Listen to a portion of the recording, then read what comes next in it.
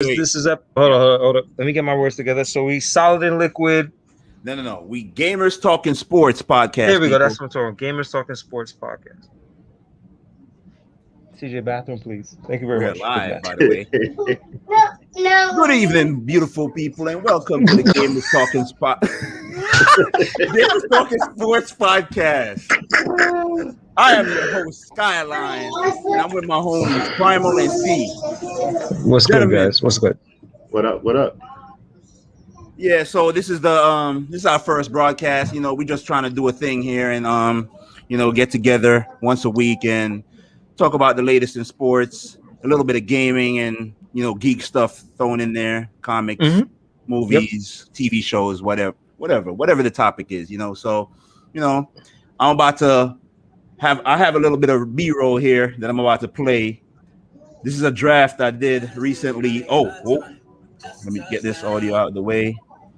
I did a draft and I ended up with the third pick in the draft, and I just decided to capture it and use it as B-roll. So, I'm gonna start with you. See what you've been playing lately, man, as far as games. Oh man, so you know me. I'm a fighting game guy. So for me, it's always MK11. That's like NRS community, small, like very intense community that place is, but they're fun. The game itself, I rock with that. I've also been playing God of War. I kind of took a break off of that, and I'm thinking about getting Guilty Gear Strive, or that'd probably be my next best thing. Is probably Guilty Gear Strive. Is probably gonna be my go. Other than that, I'm waiting on not PS5. See, as Xbox Series X is probably where I'm gonna go with next. Get the hard drive version of that for like whatever price that is, and then I'm good. I don't know if maybe a year from now, 2 years from now, I'll probably get the PS5 and keep it going. Oh, so you going full gamut? You getting the Series X? No, I mean the Series S is the just the one with the hard drive, right? So then both of them got hard drives. The Series X just got larger storage. I mean, I only buy games every now and again, so I figure I get the storage. I'm gonna keep it for next. These systems go for what? 8 years, 8 to 10 years, pretty much. Yeah, you might as well get the biggest version and then keep it going because you're gonna regret it later on. Like it's the investment, like right now, right? And then move it like that. So that's kind of how I'm seeing it at this point. But what are you guys playing? What are you playing? Like? What about you, Primal? Right now, I'm rolling with MLB, man. All I do is sports games. Shout out to Game Pass. I can't shoot nobody. I have no target. I jump in the game. I get my head blown off. So, I got to stick with the sports games, man. Stick with what I know. And Madden, that's what I roll. You've been ducking me. We have no footage of you getting clobbered in 2K by me. Yeah, we gotta get some of that. We gotta get some recordings done. We have no footage. That man runs Jabber, man. This guy plays games. He plays sports games like he's like 22 years old. Like, cause he's still got the ingenuity on how the function runs. He used to bust my ass in Forza. I used to hate playing Forza, and he used to be like, "Yo, let's play Forza or Gran Turismo," and I'm like, "Bro, like you know how to hit these curves without even touching the freaking red and white line on the side. Like, I can't make these turns like that." He's like, "Well, you got to drive it in rear wheel drive. That's how you know you really mastered the art." And I'm just like, "Of what?" Looking at the screen. That sounds familiar. Yeah, that sounds familiar. So that's him, bro. What he do? Hey, man. Skyline, what you playing, bro? What you playing these days? Nothing but 2K and a little bit of Mass Effect in there. I play this game too damn much, man. I tell you, I don't know. I don't know what it is. They got their hooks into me. But that's all I really play. So yeah, man. So football news. We got Julio Jones going to the Titans for a second round pick in the upcoming draft. What's 2022 second round pick and a 2023 fourth round pick. What do you guys think about that? Initial thoughts. If I were to lead that convo, I would like to think that the Titans won the trade, given who Julio Jones is, what he contributed, and the potential length of time that you can have him for. I think to myself, like, how many second round picks? How long do you keep them? And then I look at Julio and say, all right, if you're gonna keep Julio till he's about 35. The average lifespan of, like, say, maybe a second round pick who's not a lineman, we're talking like maybe a running back. I think you win at the end of the day. I really don't think you lose. I feel like especially if he produces this year, especially if you're consistently in the playoffs this year and next year, you win that trade because there's no necessary payoff that your second round pick will actually produce in the first 2 years that they're on the team anyway. So if you're getting good numbers and you're changing even the dynamic of the offense, I think you win the trade. I like the move. I like the move. He went to a contender like he wanted to go, where he wanted to go. It's still a small market, so he doesn't get the pressure. And the only thing I don't like about the trade is Ryan Tannehill. so that's just my opinion on the matter. But what about you, Primal? I think same way. I think Tennessee got the better of the trade. I like Julio even at 32 versus any second round pick out there.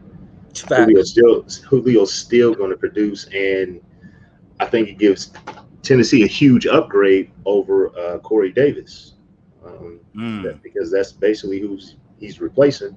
Right. Okay. And what he does for Brown, man, is going to be phenomenal.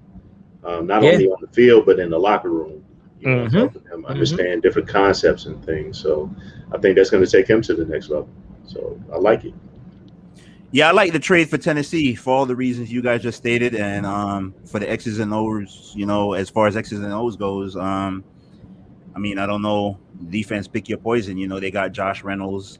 I don't know who their tight end is right now, but just overall for what he brings and who he is, I like it for them. But I'm a Colts fan. I don't know if y'all can see this in the background here, but I tried to. We don't fear no Julio Jones over here. God damn it! You heard the hate. You heard the hate. Don't let that slip. Don't let that slip. I just said it. He gave you a bar just now. He said, "I tried to blanket out as much as I can." Yeah. Now let's get into this. Now we don't care who they get. Tennessee is so top heavy. They're one injury away from being under 500 throughout the season. So. They got the best running back in the league. I'm just saying, man, I like the Colts. I'm gonna get into this in a little bit here on why I really like my team over Tennessee, but I'm gonna let y'all have it for a second here while I check. Yeah, we're gonna need it. We're gonna need it. Go ahead. I need you to explain what top heavy is, man. Top heavy. Every team is just one injury away from being if you have an 11-17 or 11-16, they're one injury away from turning that around to 6-11. Like that's every team in the National Football League. No, all right. So I lived this before during the Peyton Manning era. When you have a team full of stars, you need those guys to be available. If they're not, that's the only real weakness. Well, besides if you get into the defense and all that, but Tennessee on offense, they're a team full of stars, especially with this Julio Jones thing. They're not trying to grow it organically. I think they're trying to build on the momentum they've had over the past 2 seasons. And you go out and you make these big moves, and it's sort of that boom or bust thing. You better win now. Otherwise, you're gonna pay for it down the road. Tennessee, they gotta pull this off within the next 2 seasons. Indianapolis, our Super Bowl window is just now opening. It's not even been open. I know the media is trying to drive that we're a Super Bowl ready team, but our Super Bowl window is just now opening. So we have a team. We have depth at pretty much every position throughout the entire on both sides of the ball. Offense or defense, we got depth at every position. I don't see that over there in Tennessee. What I see in Tennessee is a team that's struggled on defense, and they're trying to buy free agents to cover that up. And they're so reliant on Derrick Henry. That's why they had to make a move to go get a guy like Julio, because regardless, Corey Davis, it doesn't matter who Corey Davis, whatever receiver they have on the other side, you have to give Derrick Henry a lighter box. You can't rely on him the same way you have in the past. So they have to do whatever they can to try to improve there. But at what cost? Because I'm telling you, the hen is going to come home to roost in the next couple of years here. As far as the salary cap, and they got to try to win now. And with the state of the AFC, they're not going anywhere, man. I don't see it. When you Not think going about anywhere is not meaning like not getting over the hump, or not going anywhere meaning they're gonna be good for a while. they're not What do you even mean? winning the division. The Indianapolis Colts are winning that division this year. Okay, so say with your chest. All right. Primal, you want to add something to that, or I got, because I Now want y'all to could do a go little at bit it, of man. Y'all I could want to do come a at me little whatever. I What want a y'all little trying to do? pushback. Yeah, go ahead. Push. You push first. All right. So okay, so I happen to see you watch more Tennessee games than I do by default, because you Right. see them twice a year. They're not even on TV like that unless they're hitting the playoffs. So you may get like lucky one Sunday as a Jet fan, right? So Jet fan over here. We ain't even announced our teams. We fucking up. Colts fan up top. I'm a Jet fan. Primal, you are a Bingo. All right. So that we here we are. Up. The guy threw the logo up. Thank Look at you. this dude. Like, yeah, like thank you. Look, Thank he's you. It's all right. retired, It's man. okay. That Yeah, dude he's ain't. retired. He's done. He Stop does putting commercials. dinosaur Blue footage. 20. My son is the only one who likes dinosaurs. We can't rock dinosaurs in here now. He's a dinosaur there. There's a fossil you're looking at right now. So You know that all kids right, out there that just know him as a commercial guy. Like they don't even know he right. plays football. Serious. We will not Yup. endure any Peyton Was Manning this- slander. It's in not this- on this State Farm. podcast. It's something else, right? Somewhere he's doing. Yeah. Nationwide. Nationwide. Yeah, Nationwide is on your side. Should have insured his neck. We are not having any Peyton Manning slander on Should this have show. insured his neck. Anyway, so here's I see things a little bit different. I think Tennessee's been building for quite some time, personally. I think they're a well-coached team. I think we don't speak enough about the job that Vrabel's doing over there. They are currently a one-trick pony, and it showed during the playoffs, when pretty much if you shut Derrick Henry down, they have nothing else. I personally like Corey Davis only now more because he was a Jet, but he's a Jet now. But I actually liked him watching, and I was like, who's this big body receiver that goes up and gets it? Consistency killed him, and probably I think the offensive philosophy killed his stint in Tennessee as well.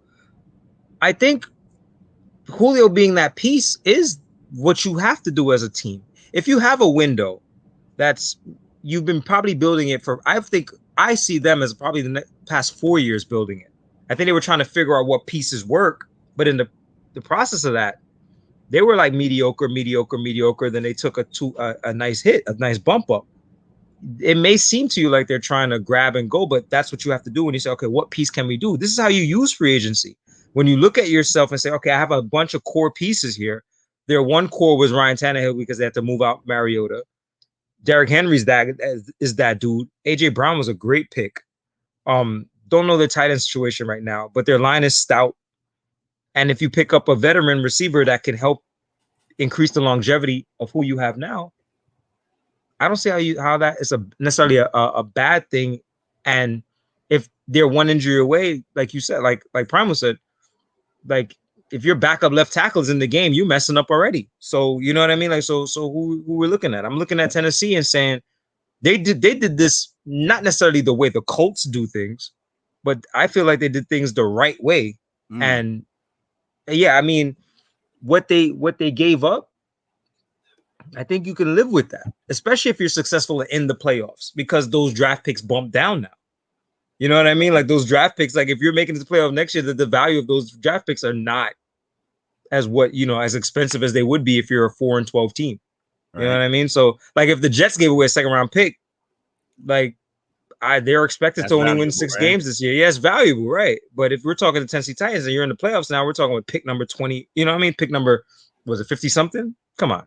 Like I think I like what Tennessee's doing. Like I'm not like killing them. Like they don't look like the Mike Tannenbaum Jets running around here spending all exorbitant amount of money on dead people. Like nah, bro. Like I think they're okay. I do think the Colts are better, but I don't think your team can afford to sleep on that team either. I think that team can literally beat you. Yeah, that team can beat you 2 games and beat their chest too.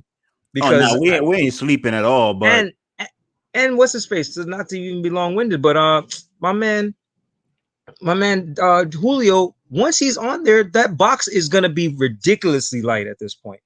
So he's even gonna look even better. And then Ryan Tannehill got one job: throw it deep, bro. That's it. Just throw it deep. Pick your poison. AJ Brown gets busy. Julio gets busy. You can't stack 8 now. You can't. What are you going to do? Double who? Who are you going to double? You know what I mean? That's dangerous when you think about it on paper. So what do you think about it, Brian? Like we had this conversation earlier, man, and I told you before the trade, I had the Colts winning the division. After the trade, I think it's the Titans. I think they get y'all by a game. I think just what C said, man, that box is gonna be light. So now it's a pick your poison. It's not a hey, we're gonna hand this off to 32 times to the big fella. No, Julio might catch that slant and it's 80 out the gate. AJ standing there on a hook and what are you gonna do? You have to guard all one of this. Stiff arm too. One stiff arm will do that too. And both these guys are big. Like these are big receivers. They have a big back. So at the end of the game, they're wearing you down still. It's like you have to pick your poison with these guys, man. Yeah. And you have good linebackers. If the Colts don't have, they have Darius Leonard. The secondary, that's suspect. Yeah, I ain't gonna front. Wait a minute. That's a good question for Sky. Who on your secondary gonna stop them two? This dude who you got? Who you that confident? Is suspect. Look, man. Hey, who you got?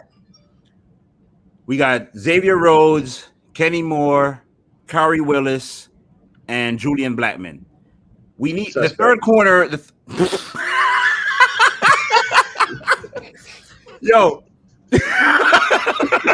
Like Law and Order, man. Did you hear his confidence decline with each name? No, he was just like, he said Xavier Rhodes, and then it was just like, like any of them? Hey, look, man, I have to really think of these guys. I'm not prepared. Like Whitney Houston. Look, I'm not prepared with the names. I have to think of them. Really, it's fine. But you thinking of them, it made it sound like you were. Hey, come on, man. Nah, they're. I like our secondary actually, man. I actually think they're underrated.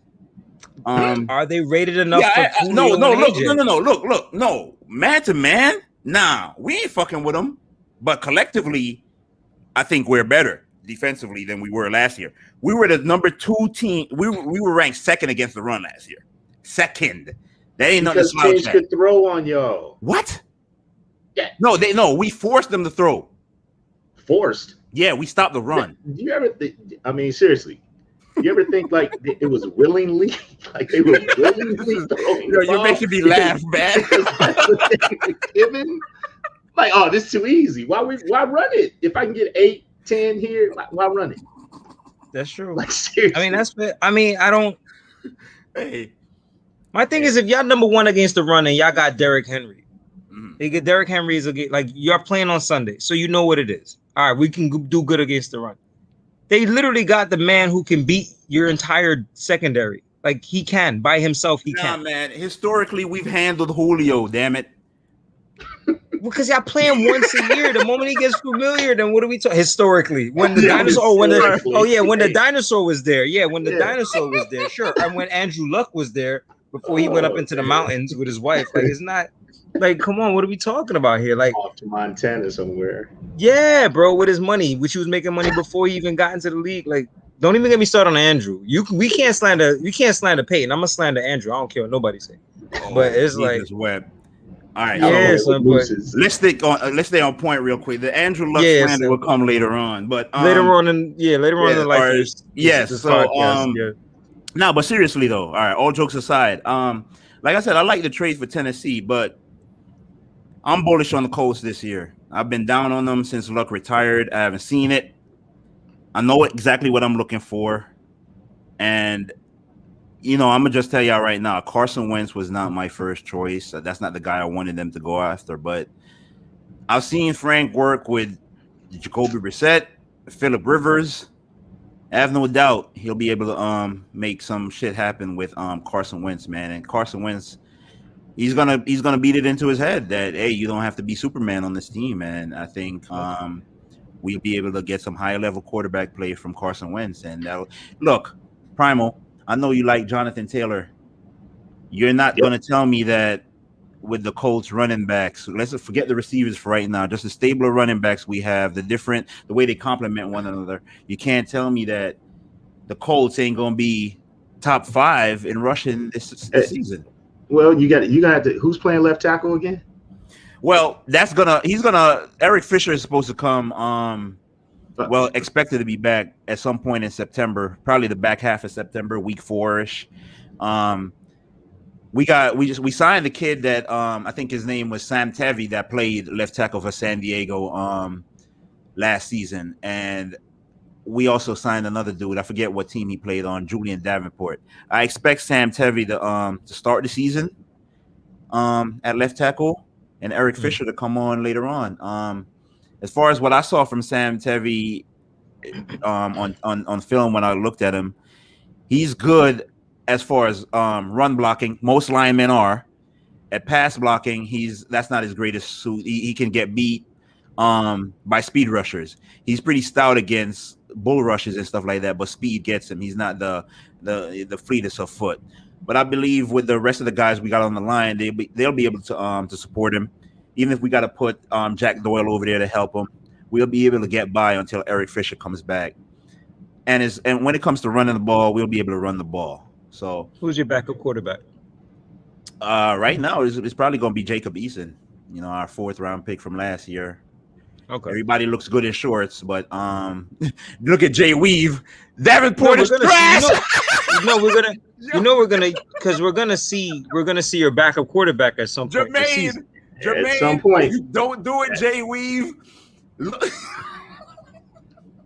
At some point, we're going to see Jacob Eason out there. What do you know about Davenport, Jay? What team did he play for? Please enlighten me in the chat. I appreciate the love, Jay. Oh, Houston drafted that bum. Wow. Yeah, but like I told you, Sam TV is a starter. I think Davenport is there for just for some backup, man. Okay. Much appreciate the love, Jay. He's gonna play at some point. Your backup is gonna play at some point. That's the reason why I asked. Like Carson Wentz is not a healthy guy. So you thinking Carson Wentz is gonna go down at some point? No, he will. He will.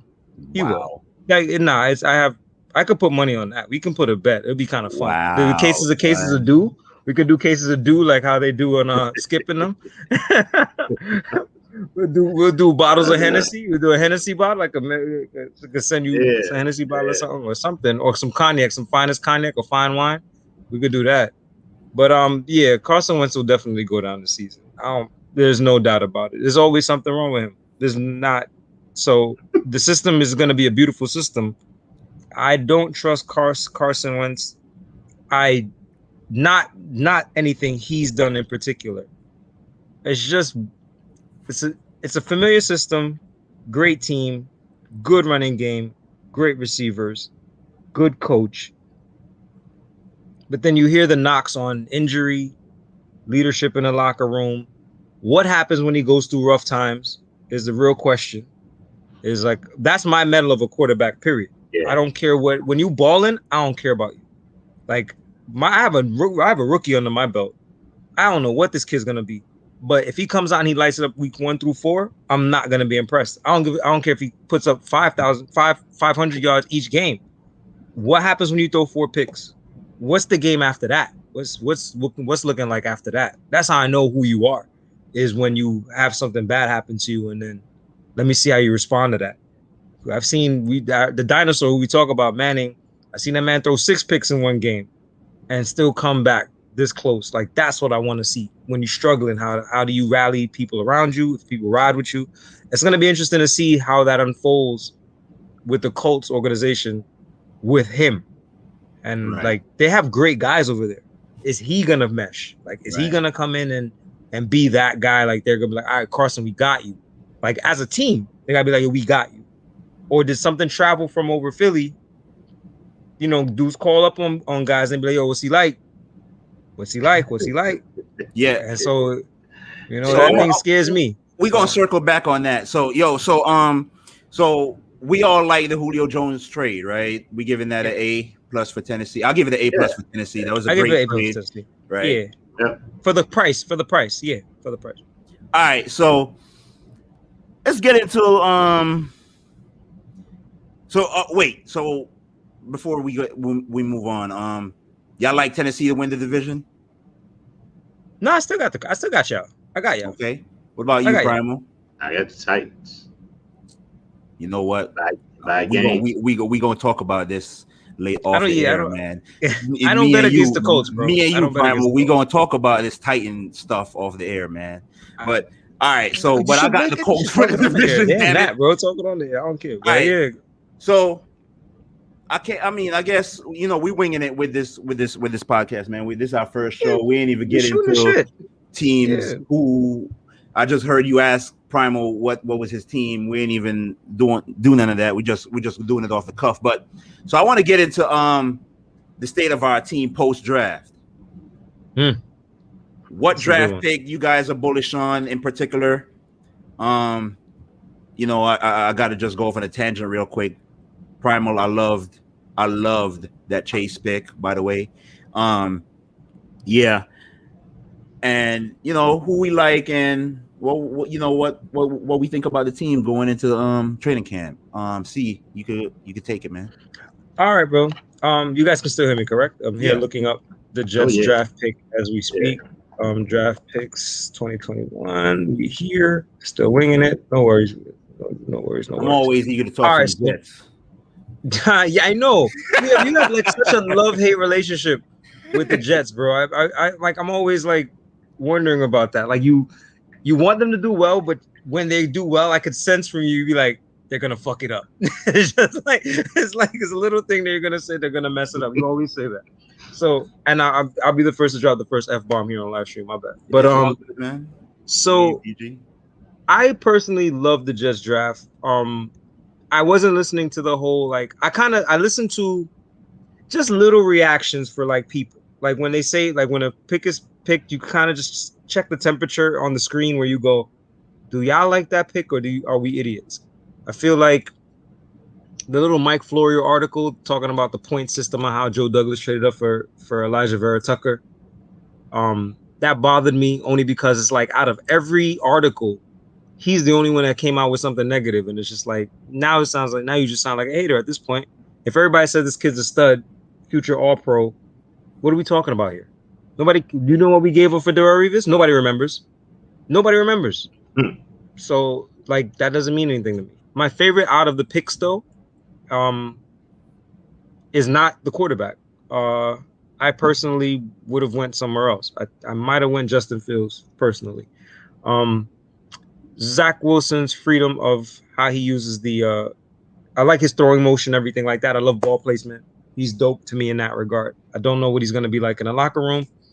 I'm not gonna cast any aspersions on his personal life or whatever like that. He's just weird for me. Like he's very, very clean cut, Patrick Bateman-y. Like that kind of bothers me a little bit. Yeah, I feel like you gotta have a little bit of edge to you. Just everything seems like cookie cutter for him. Nazrul Dean, the safety. I think we got him in the 4th round, I believe. He's my favorite pick so far. He's going to be he was a safety. He's going to be converted to outside linebacker. I have big things for him, a hard hitter. I watched his interviews. I love how like everything where he comes from, how like his story. I think he's like I think he's going to be one of the picks that I really truly enjoy. Him and Elijah Moore. Moore to me, seeing AJ Brown, that little clip with AJ Brown telling him that he's better than him. And I was just like, well, that's big when somebody could say you're better than me. And he's like, he needs to let people know that. And I was just like, yeah, that's pretty dope. And then how they speak about his route tree is like huge. Like his hands, route tree, style, immediate impact the moment he steps in. How he's doing right now in OTAs and the rookie mini camp that they had. Things like that. Those are my 2 favorite picks so far. And I love what they've done, that they didn't reach for anybody. They had their board. They stuck to the board. Whoever fell to them. And they have an actual philosophy of what they're trying to do. Like you can see it, like it's on. What I do love is you don't know what they're gonna do. You don't know what Joe Douglas is gonna do. He plays everything close to the vest, but not on some like secretive. It's just you don't know what I'm gonna do, but when I do it, I hit. And I love his relationship with the other GMs in the league. And I think that's like a big thing because you could tell when somebody's trying to get fleeced and then when they're actually doing all right. And people seem to respect him because the deals seem fair. Like all the trades he's made seem fair. So that's me. Mm-hmm. So yeah. What y'all think on you, Primal? What about you and the Bengals? I got a question for you first, though, man. How you think? What you think about the kid Elijah Moore? Can you hear me? Yeah, I can. Fuck. I can hear you. Okay. Serious, you got me? Seem to have lost connection with C or something. Oh, he's on mute. He's on mute right now. Nah, he's supposed to still be at least be able to hear us. But you go ahead, Prime, since he till he sort that shit out. What do you think about the Bengals? My favorite pick, man, obviously, like Jamar Chase he's that dude that they needed, especially since AJ hasn't been providing that for the last couple of years because of injury, mainly. So they needed to get younger at that position, and honestly, I think they got better, more athletic at that position. But the guy I like is Osai from Texas, linebacker. They have him listed as a defensive end, don't they? Yeah, he's probably going to stand up, put his hand in the ground. But what he mainly provides is athleticism, and just he has a nose for the ball, man. And they've had a problem. Like they've done well competing with the Browns, done well competing with the Steelers. They haven't been able to compete with the Ravens simply because of that dude Jackson getting more athletic on the defensive side of the ball, man. They have to be able to control it if you want to have any chance in the division. Right. The Bengals have to be able to beat Baltimore, and they haven't. The games haven't been close. Like the score may have been within range, but the games haven't been close, really. So I think them getting more athletic, they spend a lot of draft capital, and they spend a lot in free agency just on the defensive side of the ball. And mainly, a lot of it is just because of Baltimore. So I think they're shooting for Baltimore and letting everybody else fall in place because they've been able to compete with they should have beaten the Browns twice last year. They did end up beating the broken down Steelers. Steelers, in my opinion, haven't gotten any better. The offensive line, I don't think their defense had gotten any better. So, yeah, they're shooting for the Ravens. Right. So, I like what do you think about Jackson Carman? Because a lot of people expected the Bengals to pick Penei Sewell if he was on the board to address the offensive line based on what happened with the last few years and Joe Burrow going down. You like the tackle they drafted after you've done your review or whatever of them? So the Penei Sewell thing was more media driven. Right. So the media was just throwing him at the Bengals, throwing him at the Bengals. And honestly, I don't think the Bengals ever had him as their top choice. When they knew they were going to be in the top 5, I don't think he was ever their top choice. I think the number 1 guy on their board, that's who they got. It was Chase. Right. That's who they wanted. And correct. I think their plan all along was, unless somebody knocked them over the head, like with the greatest deal ever, they were always going to take Chase. Whether they were drafting 1, 2, 3, 4, 5, it didn't matter. That was their guy. So the pick of Jackson Carman, man, they get a local kid that gets to come back home, that was a Bengal fan, and they're putting a lot of stock into the offensive line coach and being able to do his job. He's a big kid. He did well against Chase Young in the 2 years ago in the semifinal against Clemson and Ohio State. They're putting a lot of stock in that. So I like the pick. Okay. Yeah, I had gotta make quick. You guys can hear me, right? We're good. Yes, sir. Yeah, we got you. We couldn't hear you for a second there, but you got it fixed. Yeah, I like the Jamar Chase pick. That's who I had going to the Bengals all along. It made all the sense in the world. I mean, it's one of the most obvious picks I've seen in a long time. You get Joe Burrow's guy. T. Higgins, I love him. I like Tyler Boyd for what he brings, especially in the slot. I think the Bengals, everyone probably has them fourth in the division, man, but I think they're going to be hell to deal with. Every team in that division, they're going to have to deal with them with those three receivers. And I think if Joe Burrow, if he keeps the turnovers down, you're going to be hell to deal with offensively, especially with Joe. And this takes some pressure off of Joe Mixon also. Well, no. Joe Mixon needs to take the pressure off of Joe Mixon, man. He needs to stop getting hurt doing celebrations. That might help. Yeah, but you didn't have this though before. I mean, Jamar Chase. I mean, he's not gonna. I dare, especially if Joe Burrow is really back. I dare a defensive coordinator to play 8 in the box. That's true. So you can still try it. Now, what Joe Burrow is good at is he's very accurate. Like he throws a very accurate ball. What he's working on is his deep ball, and I think having Jamar Chase going deep, I think that'll help out the deep ball. And what they're going to have now is the tight ends open up underneath because the linebackers are going to have to come up. They're going to you have to check in with Joe Mixon if you're a linebacker. If you don't, he's on top of you. It's a big dude. I think that they have something working, but you have to be cautious. If that offensive line holds up, like we don't know who the center is because the center got hurt. So are we really gonna throw our Billy Price back out there that gets bull rushed? He's in the backfield further than Joe Mixon is set back. Like you really can't do that. So I don't know. We'll see. I think interior is the Bengals' problem. It wasn't on the exterior as much. It was the interior line. Got you. That makes sense. And to round out the rest of the picks, man, the Chris Evans, is he just a depth guy? I can't comment on certain players up north, man. So we'll say that for performance. Yeah, he's wilding right now. The Ohio State. Man. We don't talk about players from up north. We don't talk about hardball bums. That's crazy. We don't talk about the hard bums around here. That's crazy. God. I love the hard bums.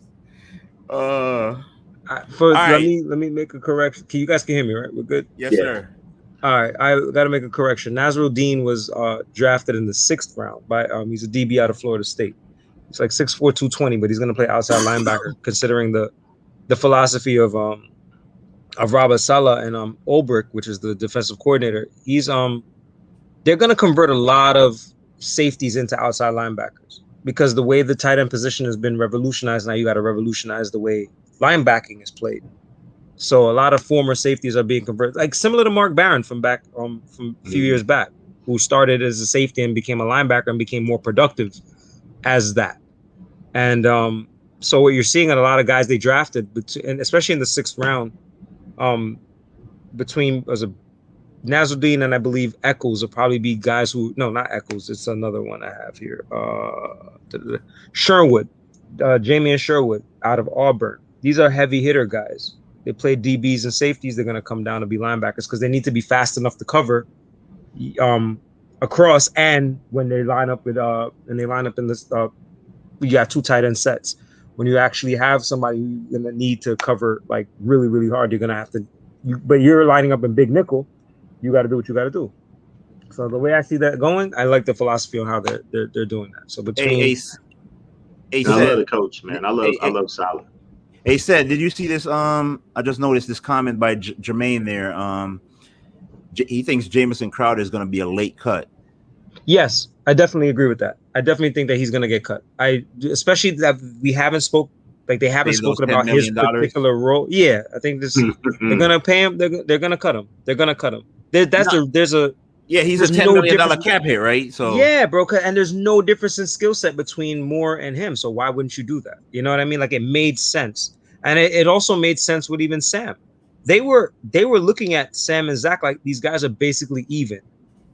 But why pay more eventually when you could have a window that's a lot less and a lot cheaper, I should say. So it just made sense to draft Zach. Like, you don't get the baggage, you don't get the bad habits, and you don't get the price tag. It's a no-brainer. So I definitely think they're gonna cut Crowder. I definitely think he's a wrap for him. He's definitely gonna be it. But shout outs to Mosley though. Mosley's back. He sounds happy as hell. So that's cool too. So I think the way they shake it out, man, like these are moves by GMs with a plan. You don't make that move for more and not think to yourself, yeah, Crowder's a wrap. Like, it's a done deal. So they're gonna look to see if they can get trade value from him, but I think he's gonna be a cut and somebody's gonna get really happy picking him up. Because he's the best receiver on the team. There's no doubt about it. Crowder is the best receiver currently on the roster. Everybody else, no. You know what I mean? Everybody else still got stuff to prove. He's the only one who's done it. So it is what it is. Vera Tucker, along lines, sorry to circle back on my squad, but Vera Tucker's cool. Michael Carter, he's making waves in camp right now, but we'll see how that shakes out when, people really starting to hit each other. But I like Michael Carter too. The camp body is Jonathan Marshall. If he makes the team, good for him. And Brendan Eccles, he's a slot corner. He's a little short. He's a slot corner, 5'11", $175. I really wouldn't. I think he's probably going to be more like special teams type of situation. I can see that being a thing. All right, so the Indianapolis Colts, state of the Colts. So first, I got to go back into the offseason. Let me just be real with y'all. Carson Wentz was not the first quarterback I wanted the Colts to trade for. I wanted them to go after Stafford. They did. They dabbled in that market, but they weren't. Ballard wasn't willing to pay the first round pick. I also wanted them to get Darnold over Carson Wentz based on Carson Wentz's last couple of seasons, and but Frank Reich, he fought for his guy, and Ballard went and got him. Irsay is bullish on Carson Wentz after vetting him, as any owner should.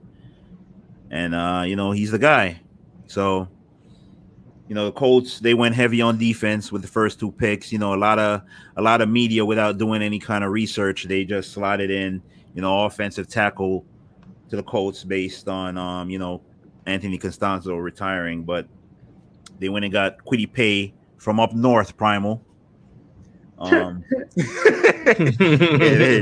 went and got poor guy.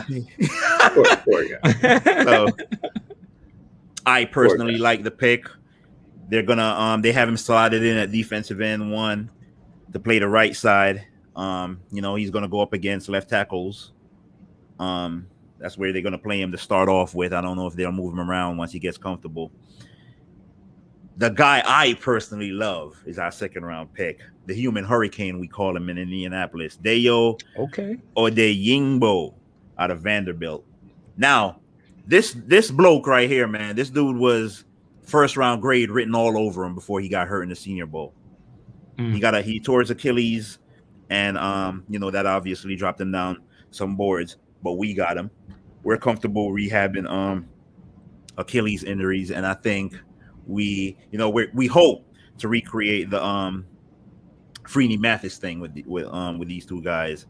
And I think if we ever go on to win a Super Bowl, the foundation of it started right here this year in 2021 with these two guys. If it happens, I'm personally bullish on our 4th round pick. We didn't have a 3rd round pick. I think we traded that in the Carson Wentz deal.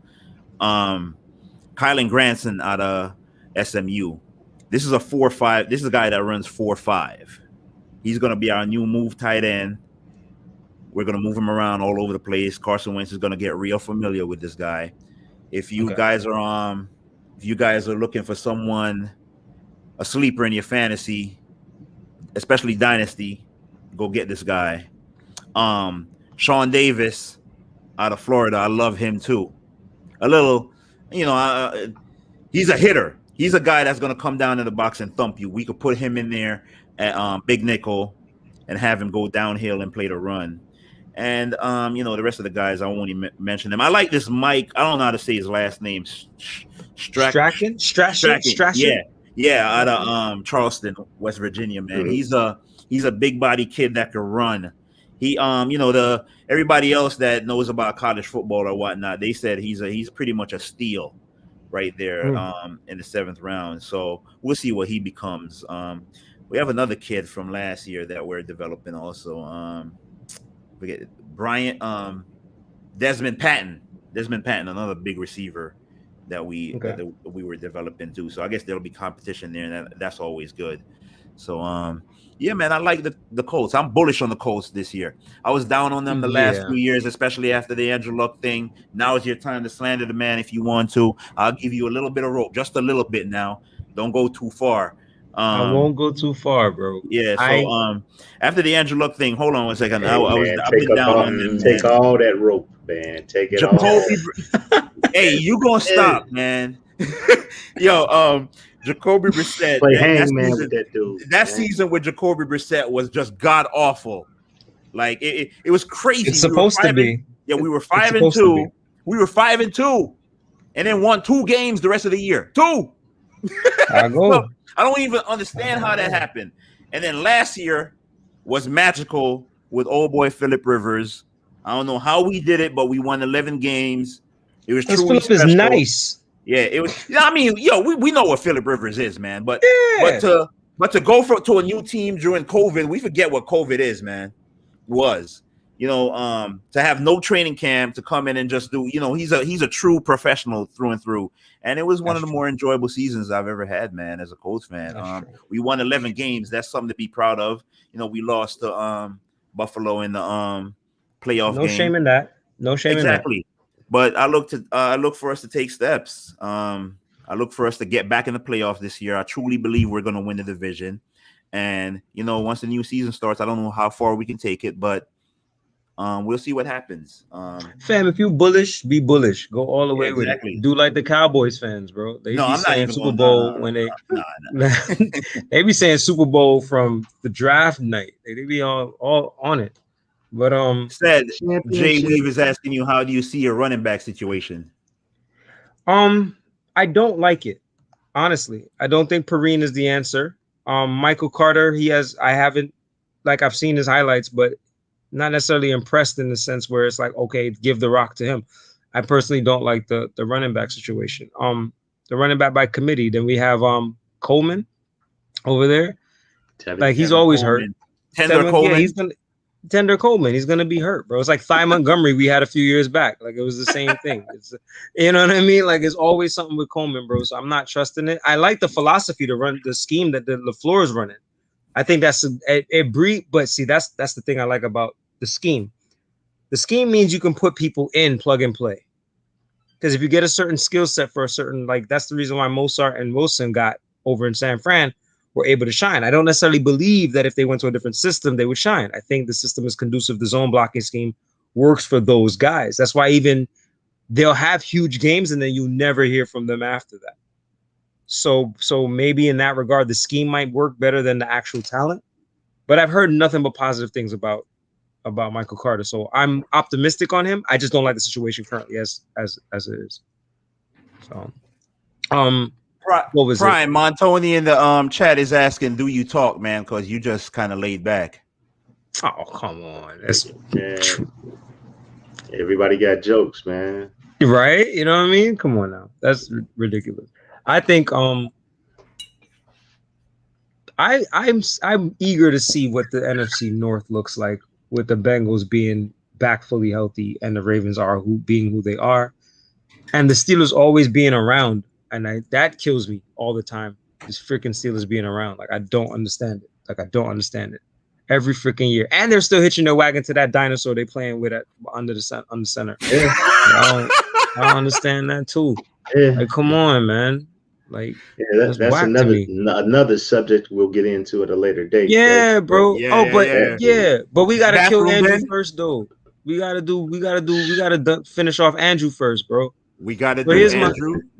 Yeah, Andrew. Listen, if this is the first episode, and we out here with the Colts, with the helm of this whole thing, with a big old Colts logo in the back, he wants to be bullish. We want to see the struggle that you went through to get here, because it wasn't all roses. This man had let me tell you, he had 14 years of roses, bro. 14 with Peyton Manning. Like we're gonna say what? Because he got bumped early in the first 9 years or whatever. Nah.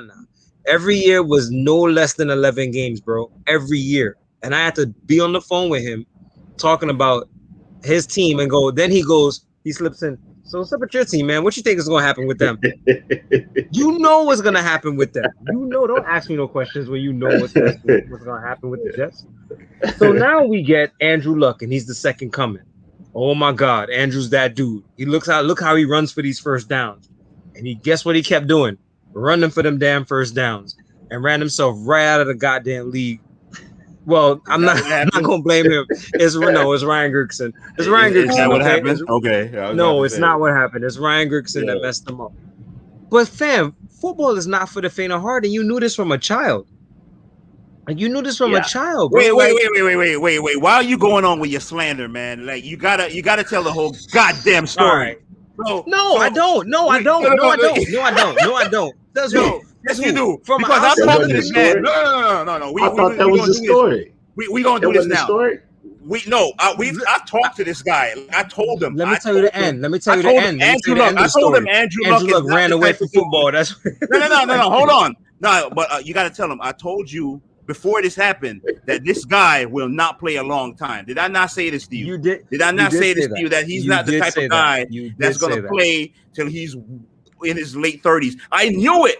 He has too many interests outside of football, man. So I'm not saying whatever. I'm kind of with you on that, like the whole quitting thing, because you're supposed to be committed to your team. But I gotta tell you, I saw it coming. You can't say I didn't tell you that I didn't see it coming, bro. I just didn't expect it to be the way it did. 7 years, right? Yeah, 7 years, middle, mind you, 7 years. In the middle of camp, like in the middle, like my man. 2 weeks before the season started, right? 2 weeks before the season. 15 days. Bro, 15 days. Yeah, bro.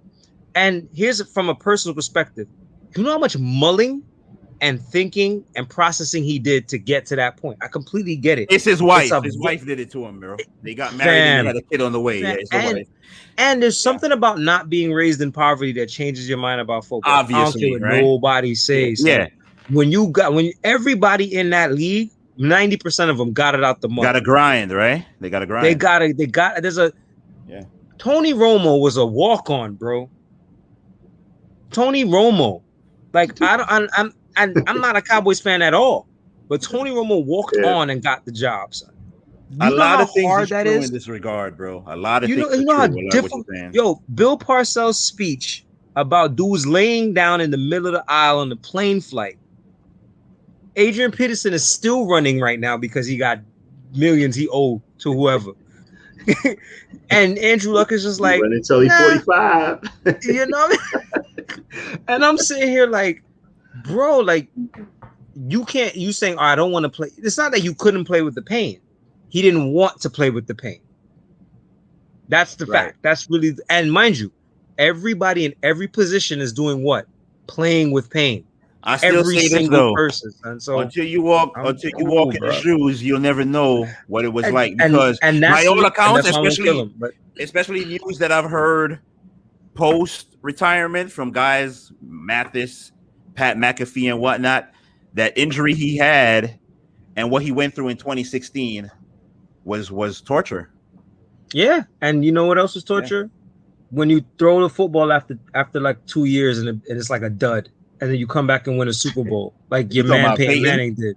Yes, your dinosaur who threw. He said the first pass he threw, and it looked like what the hell was that? Like a 3-year-old threw it, and he had to work his ass back. They not built the same though. They not exactly. That's my point. Because they're not built the same, I'm gonna trash them. Like I can't do it. But son, football's a hard sport. Son was nice for 7 years though, man. So he was nice. I'm gonna give him his flowers. Montoni, he gets like what give him a tulip. Give him like a tulip or something. Hey, give him a tulip. Montoni said, how do you think your former quarterback Sam Darnold will fare with weapons with the weapons? He's gonna in Carolina. Yeah, he's gonna do great. He's gonna do amazing. I'm rooting for him. I want him to beat the shit out the Jets week 1. I need him to do that. Like I'm gonna be first. I'm gonna first foremost and tell you guys, the Jets did not deserve Sam Darnold. Period. They did nothing for him. I felt so bad. He's such a good kid. He's such a solid player, teammate, everything right. He did everything right. And the team did everything wrong. So I want him to go there with Robbie, one of the best running backs in the league, a young upstart team, and we're coming in week 1 not knowing who the hell we are for real. Beat the shit out the Jets, please, because they deserve it. You need that. Like, he needs that. I don't care what he does the rest of the season. I think he's gonna do well, but as far as week 1 goes, beat the crap out of us for everything we put him through. Like, I think we did him so wrong. And mind you, I didn't want him to stay. It's like, I'm not like, oh, I'm a Sam guy, this. It's like, no, I see your faults already. I know who you are. It's cool, no worries. But you don't deserve to be in this organization. You deserve to be in an organization that's like, that knows exactly what they're doing and are really catering to you. Like, look at everything that Robert Saleh and Joe Douglas are doing for Zach right now.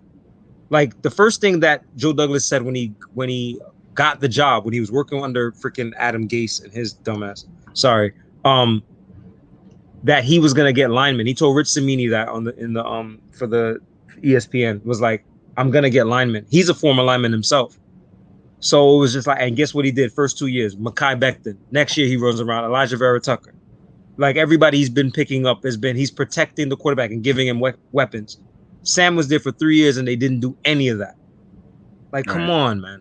You know what I mean? So, nah, bro. I think Sam is gonna do just fine. I think he may turn the ball over a lot though, because that's just who he is. But I'm tripping. Like, just for clarity, man, we are not rooting for anything Carolina just because. Damn right. Fuck your team. Nothing Carolina wise. So yeah, take that. Yeah. Since you want me to talk, here's your talk. Anything else you want me to talk about? Fair enough. Bang, hit him. Bang. Something else again, Tony.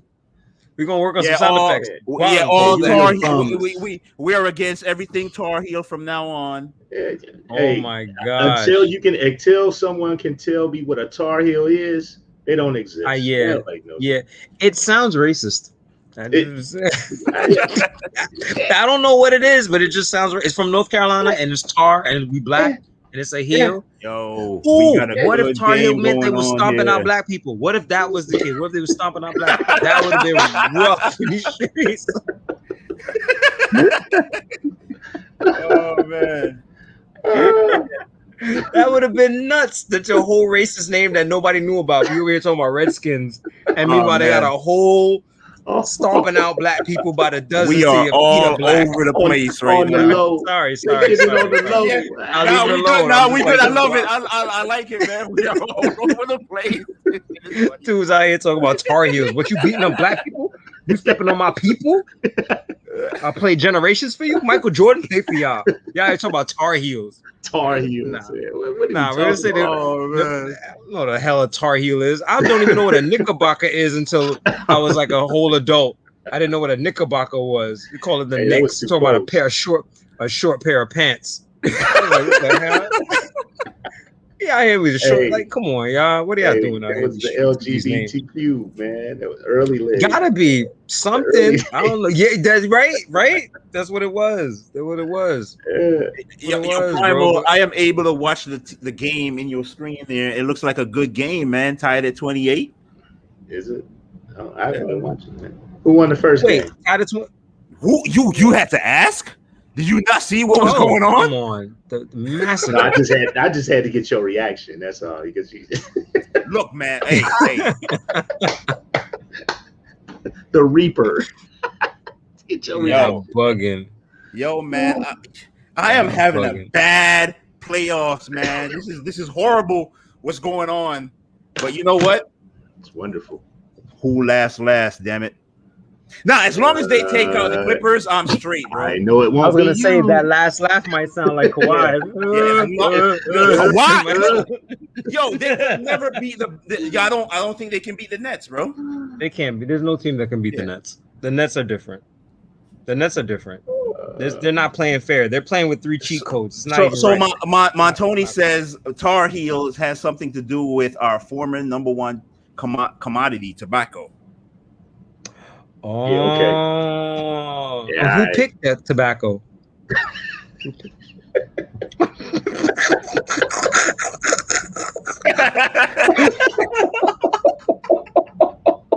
Just asking for a friend. Asking for a friend. just asking for a friend. Oh my God, man! Oh my God. Just I got to stop. Let's get You're not this gonna shit go there, back but on I'm just track. asking for a friend. I'm not gonna go there. Just want to know. Just want to know. Oh man! Carry on. We're good. We're good. We're good. We're good here. I like it, man. Yeah, We're good here. All right. So if we're talking ball, we're talking basketball. Sky, like gamers talking sports. Yeah, gamers talking sports. Yeah, all sports. Right? So we cover it all. We will not tolerate any LeBron slander. But wait a minute. Oh, wait a minute. Hold on. Oh. Hold on.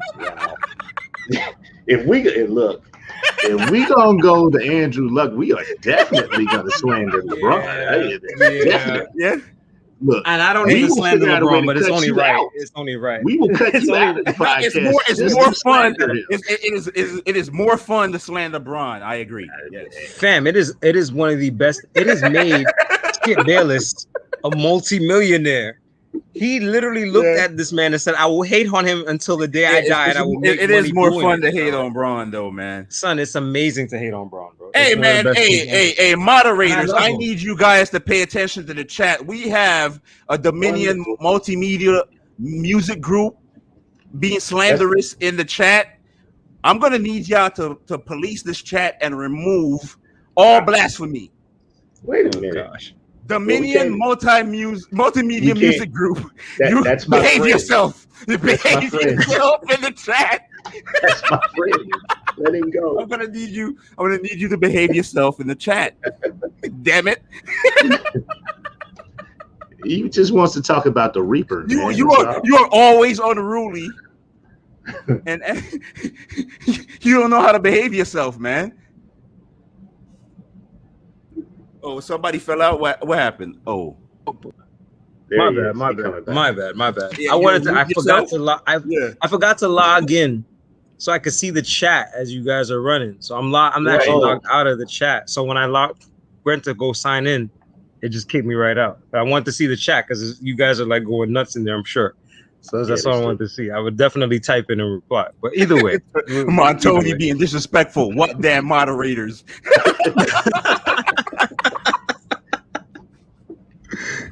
How they gonna know? I can't with him, yo. They ain't got nothing to do with it. All right, so Primal, this is a good way to start. So if we're gonna talk ball, we don't even want to start with the playoffs. We have to know what is it about LeBron that you don't like? Because I'm neutral on LeBron. I actually like LeBron a lot. I just want to know why you don't like LeBron. He's what's from Cincinnati. Right, so first, no, he's not from Cincinnati. No, you are from Cincinnati. Okay, so that's one. That's problem number one. All right, so to go along with that, LeBron is he's a Hall of Fame basketball player. All-time great, brother. Mm-hmm. All-time great. I just don't like the way he went about it. And then he doesn't seem to get the tar on his heels for doing it the way he did it. You know what I mean? He didn't get out the mud like you feel like. Yeah, he gets to skate on that, man. That dude had an opportunity to do something that hadn't been done. Instead, he chose to go another route. Okay, you got your championships. And the only reason he did it was because the media sweated that dude so much about being great and not having rings. When you gonna get this ring? How you gonna get this ring? How you gonna get this ring? Well, the organization, they didn't do anything to help him out.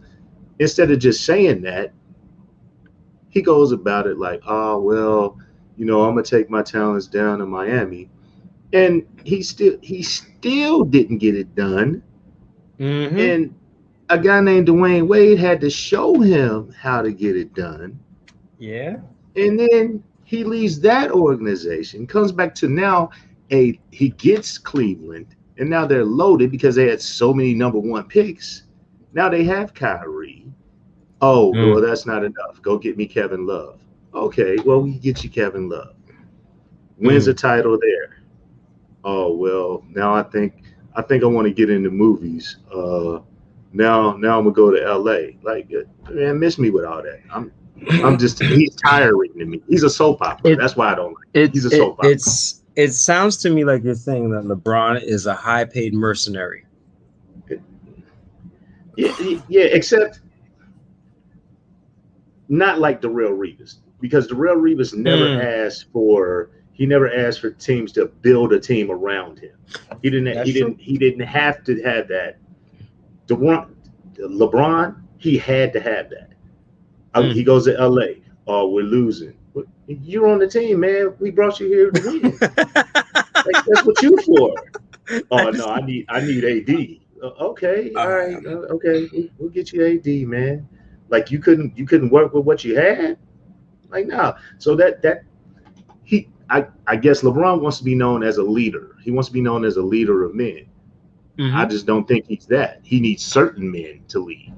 Like so you need. Can I ask you something? Sure. So I was with you up until the second act, or the second LA act, or the LA act? The Cleveland act, the second Cleveland act.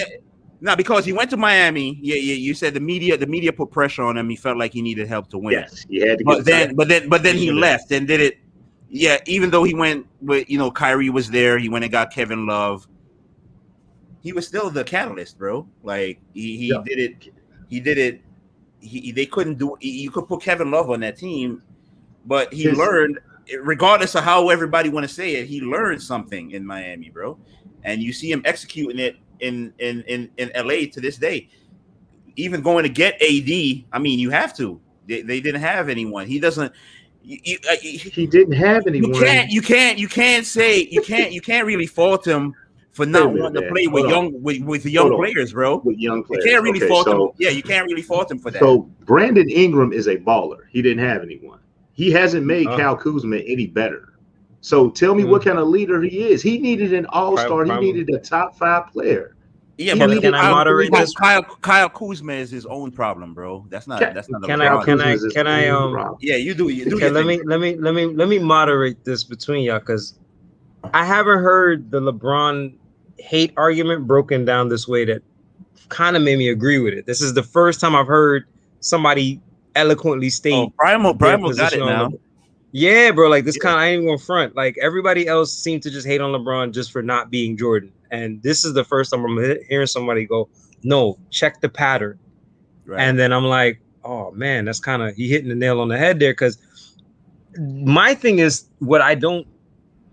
it combining with this thing that I've had like in the back of my mind, I go, why does every great from the past kind of like low key shits on LeBron? Mm-hmm. So, like there's something to that they didn't pull him into the fold. Like when Jordan was hitting and Julius had to eat that, he was doing it Jordan way. It was just kind of like, all right, like he's one of them. Like Magic after the series with Jordan after he lost, he one of them. Isaiah don't even rock with Jordan, bro. Had to give it up to him. You look at guys who were successful. Hakeem, the Dream, won a couple. Tim Duncan and them, they bring him into the fold. LeBron is always, you in the room, you at the table, but you over there. You're not going. Even if you get to the table, the way to go serve you last. Like there's always something with. We're gonna make these top 5 lists, and we're just gonna leave you conveniently off of it, knowing it's gonna make waves, bro. They didn't even say, all right, let me say LeBron so nobody can make this headline. I'm gonna leave LeBron off, and whatever happens, happens. There's something about that to me that always seems to just be like, it's not just abject hate, bro. The way they see the game even better than we see the game. Yeah. So it's something about the way the system is set that they have a grudge against LeBron for that. I think my only pushback LeBron figured it out, bro. He figured out what KD and Kyrie and James Harden are doing, and what I said a lot of guys should do now. You don't sign these extensions, these 9 figures or whatever extension with these teams and struggle, man. You go team up. You go get a couple. You go team up. You go get a couple ring and you burn it down and all that shit. Yeah, he figured it out. So I don't care. The other motherfuckers, they hating on him. These older dudes. Because he's making way more money than them, and they didn't do that shit. And a lot of them ain't no rings because of Michael Jordan. damn it, and they wish they would have teamed up with somebody else right now. It's all hate. A lot of these dudes be hating. I mean, I don't mean to make it sound mentality. No, but sometimes it's just that simple. It don't have to be complex. It could be just that. You think it's hate because the mentality of that day was different? Like they didn't want to team up because they didn't have to. Those teams were built organically back in the day. They built those teams organically. So they weren't going to get, we need this guy to beat this guy. And they weren't doing that. But LeBron going to, let's say, Miami, the first one, that wasn't anything really new. That wasn't the first time that happened. It was the first time that it happened so publicly, where everybody made a big deal out of it, where we go and sit this guy in a YMCA and say, okay, make your announcement. Who do you think you are that we needed to make the announcement at the time? Like, honestly, who do you think you are that you can make this announcement? Like, you hadn't even won a ring. You hadn't even won. You did nothing. I get it. And people want to say, he dragged Cleveland to the finals. Okay, and they got swept. And he looked awful. So what are we doing? This is the best argument I've heard against LeBron in a long time. This is crazy. I'm not gonna look at Miami. I'm not changing sides. I feel like he's too. He showed up in the finals. He had Chris Bosh. He had Dwayne Wade. He had the squad, and they froze. Yeah, Dirk did him in, and Jason Terry. Jason Terry. Yeah. I get it. Look, I get it. But man, we see my only issue with LeBron has been sometimes I feel like he's too smart for his own good. Like there's an element of the game that's called will that I feel like he leaves out to his own detriment. Like he's so analytical that he knows the right basketball play to make. And then when the person doesn't make the shot, he's just like, so even he knew his team wasn't good enough to win all year. He knew that. Given the fact of AD's injuries, he knows his players. He's very, very smart. So that's why when he lost this time, it was just kind of like, all right, it's what is supposed to happen. That's why he detached. I think when something doesn't go right, it's like, okay, we're down by 20. We can't get back here. We're good. He's too smart. Like he's literally like a computer. There's a part of other players that go, no, we're gonna fight until we die out here. Yeah, you know what I mean? Like no, there's no logic. As long as I got a basketball and some time, I got this. I feel like LeBron is too smart. So it kind of bothers me when he doesn't push the extra mile. Like he almost has to force himself to do that. He doesn't have it ingrained in him. He doesn't have the Mamba stone.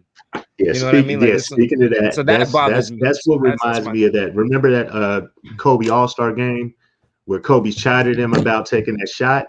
He's like, "What are you doing?" That's my shoot. What are you doing? He literally screamed at him, "Shoot the fucking ball!" Yeah. He literally yelled it at him, bro. Like I was just like, yes. Yeah. Like stop being so smart. Like it's okay to just be the ball player you are. Like go in. Like go in. Like it's you. You run this. Go. Like you're LeBron. You know what I'm saying? Yeah, like, show him. Yeah, just go ahead and show him. Yeah, show me LeBron. He literally just yelled at the man, shoot the effing ball, bro. It's over. He's no longer the best player on any team. Yeah, he's finished. All the time is caught up. Too late. He looks so old. He looked so old the other night. He looked so old. I was just like, yo, I was like, we were waiting for it. Here it is. Yeah, like, I mean, damn near anybody that was waiting to see when it was going to happen, y'all saw it. Without AD, the deodorant of AD against the Warriors, when that man was rolling around on the ground talking about my eye hurt, it was over. It was a wrap. I knew it. It was a wrap. It was a wrap. He didn't. You know, it's funny because he didn't win that game. The Warriors lost that game, and people really didn't. They gave that game. That three was the most lucky three LeBron ever shot. Oh my God! Talking about I can't see. I can't. That's not so three. Yeah, like, come on, man, with this. I saw three of y'all. Yeah, whatever. Like, come on, LeBron. Like, somebody called LeBron the sun the other day. It's like everything revolves around him, and I was just like, that's pretty accurate. Like, I was like, yeah, I get it. Like, I understand why people hate LeBron. Like, but I like LeBron. Like, I like physically. acumen-wise, he's really dope. But I understand the argument on the other side too. And then this loss too, even though he's trying to like, all right, whatever. No, don't whatever that. We know how hard you said you were the one saying you was chasing ghosts. You can't be out here now talking about it don't matter. It does matter, bro. Like, because if you would have went to the next round, you would have been even more intense. Like, cut the shit. You know what I mean? So I get going to play against the Monstars. Like, man, get it up. Ain't nobody on I get it. I get it. So now let's go to one of my favorite topics. Montoni wanted to know how you felt about the Knicks and their loss in the playoffs here recently. For one, shout outs to Trae Young. I don't think nobody deserves to get spit on. So I'm gonna start with that part. So whatever his actions were after that, take a bow, run the clock, troll, do whatever you got to do. You earned it. Somebody spit on you, and I can't fight you. Like I'm doing everything. The Knicks played above their head all year. They're not that good. They were never that good. Yeah, they were never that good. But I was proud of them because they fought mad hard, and they actually played like a team. Like there's an actual system. There's an actual system. You know what I mean? Like beforehand, they didn't even look like they had a system. So I'm proud of those guys. They bought in. I have a little thing in my mind because I write, so like I do different stuff. I feel like when Kobe died, I felt like his essence went all across the league, and there's like different infinity stones. I feel like people have Mamba stones. I feel like you see certain players like Devin Booker dropping 47. Devin Booker had a Mamba stone because Kobe used to tweet out like some people got Mamba blood in them. And I took that and I was just like, oh, I feel like Julius Randle had one of those stones all year. And I think his joint started fizzing out when he met Trae Young, who has another Mamba stone. It is a regular season. So I feel like his shorted out when he met Trae Young's stone too, because Trae Young got a Mamba stone too. So I feel like he's like, yo, what's wrong with my stone? Like, I don't understand what's going on. You know what I'm saying? So it started fizzing out. So his joint started like he's holding like a black onyx stone in his hand, and it starts like electrocute, like it can't work anymore. So that's how I'm seeing it in my mind. So I'm watching him play and he's struggling, and I'm just like, oh my God, his Mamba stone's going out of control. You know what I'm saying? But it's regular season wear, and you had a one-trick pony the entire season. We're going to run you into the ground. We're going to post you up. You're going to score. You're going to do handles. He upped his three-point game to 40%. The team itself looked like a squad. Yeah. RJ Barrett, I'm not the biggest fan of. We're going to dribble. We're going to take 3 dribbles to the left and pull up and shoot a jumper. Right. That's and mind you, it's on some Ewing shit. You know what I'm saying? It's Ewing stuff. RJ Barrett is cool. I think they definitely need more offensive firepower, but I will not end this Knick conversation without shout outs to Derrick Rose. Like, I know you don't like nothing up north, but that kid, like, no. When he say up north, he's talking about Michigan, man. It's Michigan straight. Ohio State, Michigan. So we're gonna do Midwest. Yeah. Derrick Rose. No, he's just literally talking about Michigan, the college, the school, Harbaugh. Oh, got you. Yeah. That's why you only. He's Ohio State, man. Yeah, we'll mention Ohio State versus Michigan. So you don't talk about. You don't talk about them. Yeah, so he ain't talking about North like New York and shit like that. Got you. So with Derrick Rose, his journey, like he had everything, like the Adidas deal, MVP, youngest.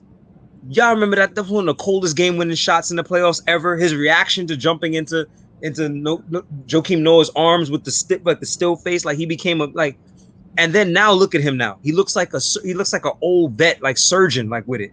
He's not as fast. He can't guard Trae Young to save his life, but he has tricks that Trae Young can't guard either. And I was watching that one-on-one show, and I was like, I'm proud of them. So the Knicks are making a step in the right direction, and they made New York good enough for free agents to like say, hey, I think we can go here and do something. And I think that's pretty dope. So, shout outs to that. And I also wish the Knicks back in 2017 made a swap for Kristaps for Devin Booker. But hey, it is what it could have happened. There was actually that could have happened. So, but whatever. So maybe we wouldn't have deserved them anyway. So that probably wouldn't be the best. Yeah, damn right. We probably would have messed up Devin. Yeah, we probably would have messed up Devin Booker now too. So we'll see. So I like the Knicks, man. I like them. I'm a Knicks fan, diehard. Right, that's the question. That's what I'm saying. Who would have been coaching? Like, things have to happen for other things to happen, or should I say, not happen? Either way, it's like, what if we got Devin Booker? Maybe certain people would have kept jobs longer than they deserve to have jobs, and then it would have pushed your team back years further. You get what I'm saying? So it's like, man, the question now is, how long before Thibodeau wears out his welcome? Right. 3 years. 3 years, Yep. bro. 3 years. Hey, That's it. His window's that. is this a thing? They're trying to get Lonzo? I think Lonzo will fit in that system. I think Lonzo's the perfect fit for that system. Honestly, I think he's better than Dennis Schroeder. I think his he's really all about basketball. Like he's really not like Lonzo Ball is a quiet, really good player. The pressure of being number 2 and his dad, like he has a high IQ. Don't tell me the Knicks are trying to get Dennis Schroeder. He has a high. No, he's on the. Yeah, he's a very we were looking at options on who fits who. So it's like when Knicks fans speak, we be like, who's out there? And my personal choice is Lonzo Ball. Like I think Lonzo Ball will fit just right in that system. Defensively, he's great. Yeah, Dennis Schroeder think he's some superstar or whatnot, man. He don't understand passing the damn basketball. He not that ill, and now he's gonna sit there with a $60 million contract instead of an $80 million. So it's like, it is what it is. But I never seen a player play himself in and out of a max contract like Julius Randle did. Like that's just ridiculous to me. He played himself into a max contract and played himself out of it in 4 games. Like that's wild to me. In a week. So that's why it's important. In a week, bro. Yeah, I mean, look. These guys in the playoffs. Listen. I'll be the first one to tell you I'd be upset if they give him a max contract. I would understand it, but I would still be upset about it. So I hope they don't, but I know they will because it's them and media pressure. But I think they can build some pieces, man. They got a system there. If they get the right point guard or the right offensive player, because it could be a good ass wingman too if something pops up. Tibbs's run might last a little longer, but if it's just Julius by himself, Julius is gonna go out injured. Like you can't play the minutes he's played. I don't care how he's in great shape, but you can't do that. As hard as he plays, it's not. Yeah, you can't do that. You cannot do that. You cannot do that. But shout out to the Knicks though. Shout out to Trae Young, bro. Like Atlanta's here, bro. The Hawks are here. I underestimated them for this postseason, man. I didn't think they would be until Nate McMillan actually gets a contract. Then once he gets a contract, back down to earth. They're coming back down to earth, man. Fighting for them contracts right now. Got to get paid. It's true. Dudes play harder when they got contracts up. We've seen it. Sean Alexander. Shout out to Sean Alexander. He retired on the field. Like, Sean Alexander for Seattle got paid and was just like, I'm not doing this again. Y'all stupid. I'm done. Ran my wheels off. I'm not doing this again. Thanks for the money though. Like, just like, I'm gonna keep the money. Hey, that's what make guys like Frank Gore crazy, man. Like, why are you keep coming out here doing this, bro? Yo, Frank. I thought he was he was planning to die on the football field, man. Thank God. I think he really wanted to. Honestly, I think he wanted to. I think he honestly wanted to die on the field. That man said, "Are you gonna play again?" He said, "If they'll have me." Like, what? No, Frank, retire. It's over, bro. Hang it up, bro. Go coach high school, bro. Crazy. Like, it's okay. Yeah. You'll be a running backs coach or something, bro. It's okay. It's fine to do that. Dude ain't got no knees, man. He's still out there. Talking about, I get 5 yards to carry. You give it to me. Like, Frank, come on, dog.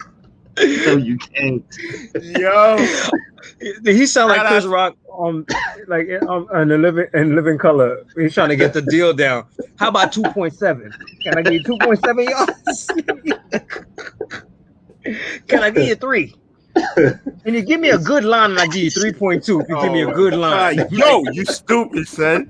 Frank Gore. Shout out to 3 years in Indianapolis, man. Frank Gore. This man's the GOAT, son. That man is winning these shits by default. Like, he's winning these rushing records by default. You can't play you that long. I think he was dead ass trying to get after that motherfucker Emmitt Smith. Yeah, trying to get after Emmitt Smith. That's the mission. That's the mission. Yeah. You probably get a higher pay stub in the Hall of Fame with your bus next to it if you broke a record or something. You got to get an extra 10K or something. Who's your favorite Jets player? Said some Kevin want to know. All time. Jericho Cotchery. Sure. You just said Jericho Cotchery is my favorite. Jericho Cotchery is my favorite. Mr. I love him to Sideline. death. Yeah, son, I love him to death, bro. Like toe drag swag. Yeah, son. He to me, Like he did everything the elite receivers did without the mess. Like everything without no flash, no nothing, and he came in and put in work. Like I seen him catch a ball against the Patriots one night. I forget, it might have been a Monday night game or something. I think Favre was a Favre error throw. It was like he threw the ball and he caught that shit. I don't know how he caught it. And I was like, yo, Jericho's nasty. He's one of my favorites. Next favorite, probably Curtis Martin. Curtis Martin was Curtis Martin was my guy Martin too. was dope. Yeah, Curtis Martin was ill.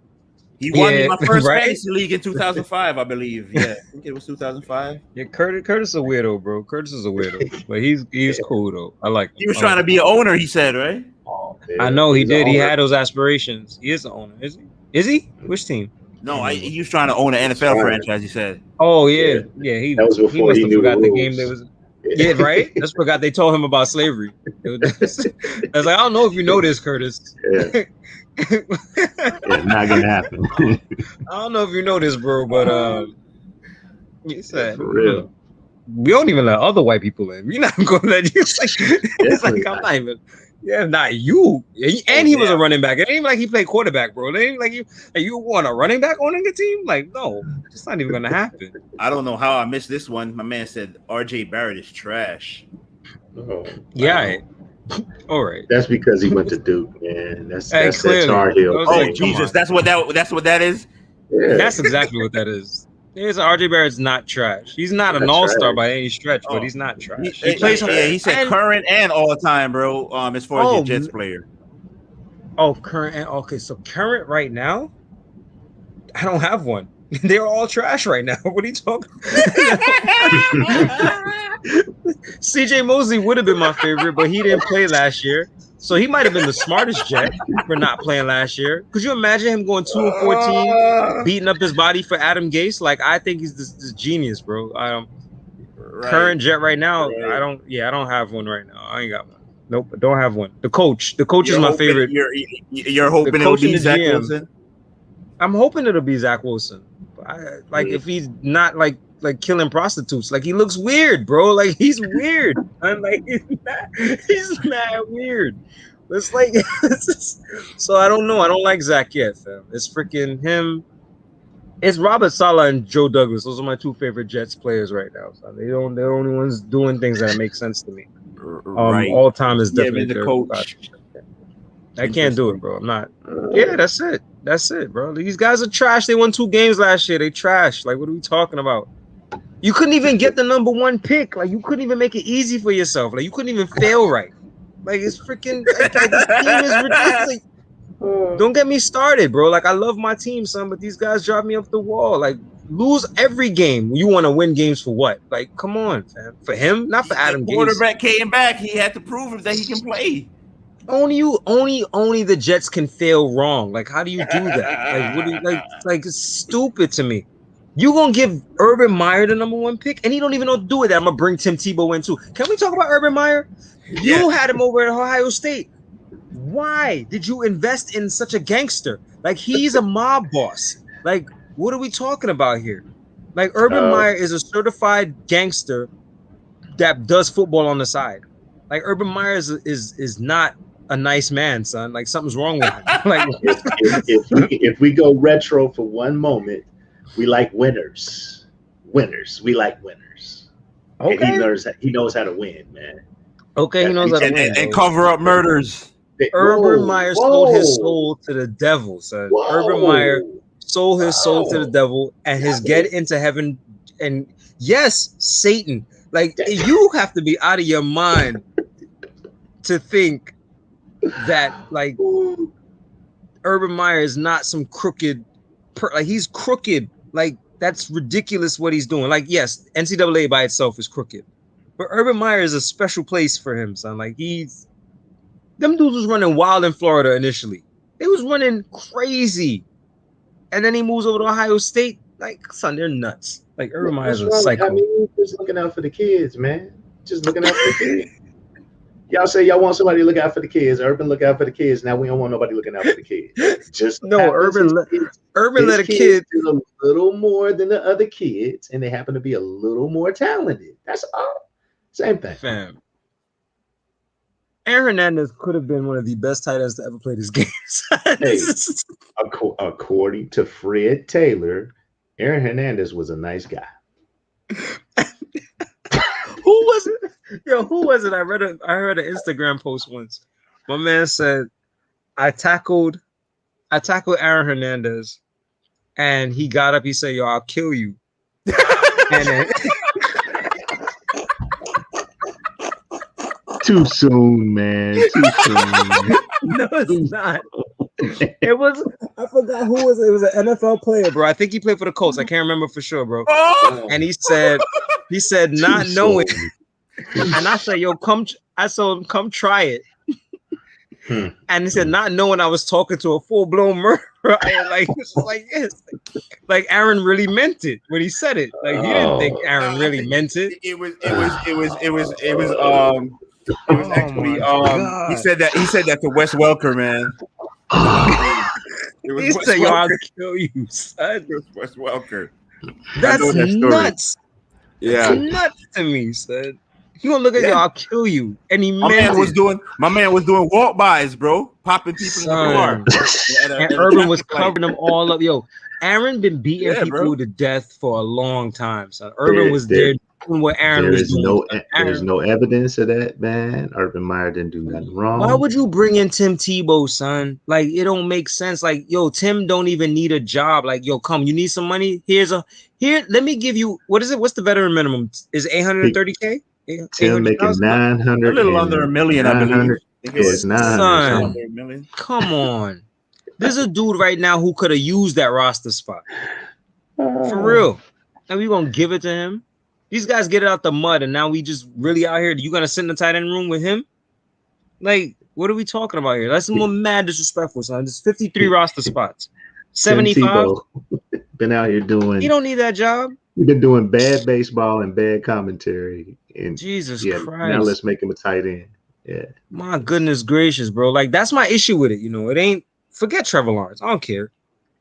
I don't care nothing about Jacksonville. For real. I'm just looking at the idea of a roster spot. Like, somebody really, like, they family needs this. And they get a chance to be special teams for a few years and change your whole family life. Tim Tebow don't need that money, bro. Yo, you're gonna help the kids out. Come on, tell Tim these bozos in the chat is killing me right now, man. Hernandez was misunderstood.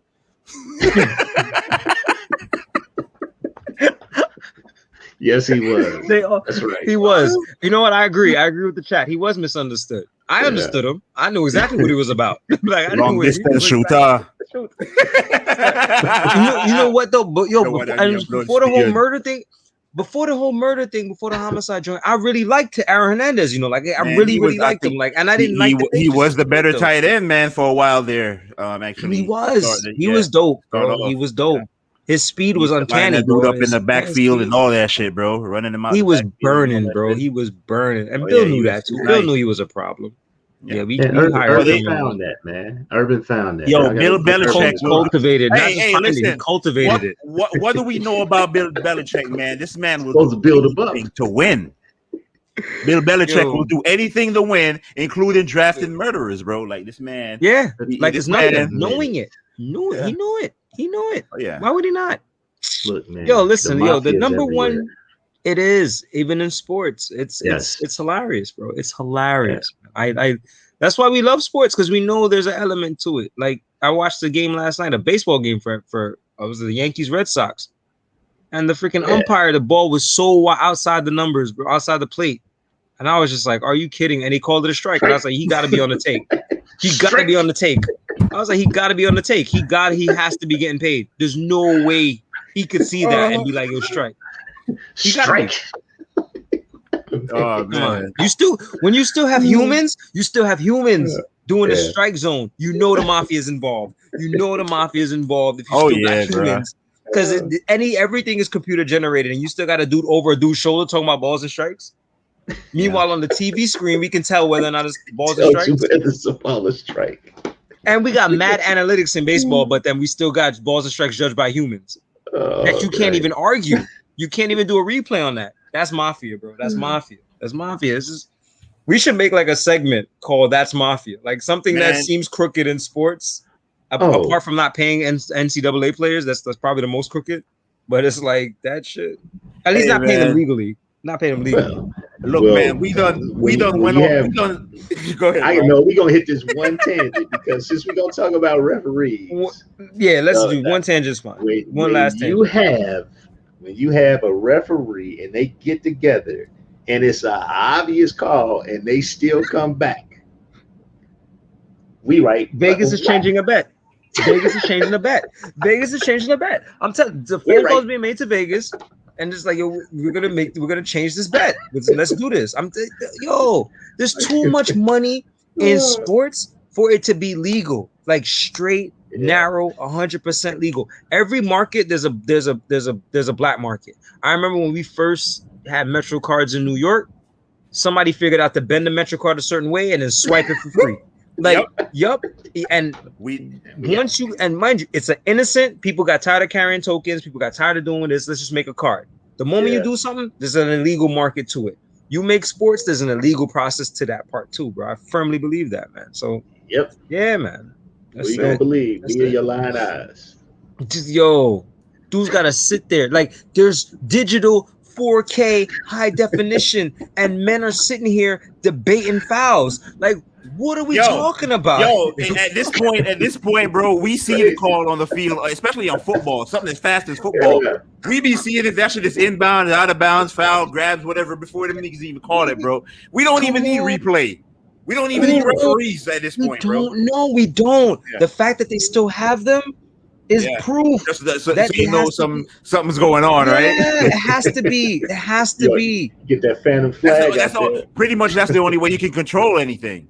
It's through officials. It's through humans. It's through humans because if they wanted to, we would never have football because there would be a holding play on every call. Because that's the truth. There's a holding play on every single call. You should either make holding legal or some degree of it legal. Yeah. Or just have the computers do the right thing. Because as long as you have humans, they're gonna miss it and you're gonna be mad. Yeah. Oh my God. What happened to the Rams and the Saints? How could we not call that? Like, what do we? Yeah. No, we got that right. My man got his shoulder put in. You know. What call? What I do? My man Jordan got up like, what I do? He said, what What's wrong? Do? Yeah, what I do? What's wrong? We good? He looked at the ref like, we good? All right, I'm out, buddy. He looked at the ref like somebody honked you after scraping them out of a parking spot or something like that. Like, what did I do to you? I didn't feel you. You sitting there like you hit my car. I didn't feel you. I didn't see you. I didn't even see you back there. And he couldn't. And they couldn't reverse that. Like they couldn't reverse it. Over there having a conniption. Sean Payton lost a year of his life. He lost a year off his life. He lost his mind. Like them coaches on the sidelines be funny as fuck, man. Me and Skyline made a joke one time. We was like, "Yo, how did Tom Brady feel losing the Super Bowl?" I was like, I'm pretty sure months from now, Tom Brady's sitting with Giselle, like eating dinner, and randomly launches his fork across the room somehow, just being mad about losing the Super Bowl. They lost to the Giants the first time. And I think he's over it now. Oh yeah, he's over that. But he said no in an interview. I think Shannon asked him would he trade it back. He said he would trade a Super Bowl. He said, was it 2 rings? Season. 2 rings on undefeated season. Yeah, he said 2 rings on undefeated season. Yeah. So I think he's over it. The hardest loss in sports history. Remember that one? Yeah. Oh, so which loss do you think hurt? All right, I guess one last. Again, we should probably make this the last question. Yeah, we going. The hardest. We done went off the rails. I love it. I know the hardest loss your team experienced that you remember as a fan, like your hardest loss. What's your hardest loss? Let's talk Primal. Yeah, Primal. What's your hardest loss, bro?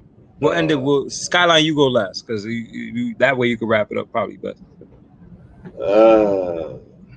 Bengals Steelers playoff game. Fontez Burfict picks off the ball. Victory is certain until we get a ball to Jeremy Hill.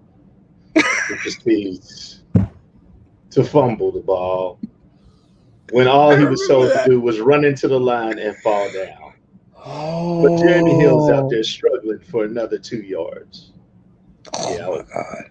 Yeah, that one Oh almost my brought God. tears to my eye. That was the only time I almost ever brought tears to my eye about any game.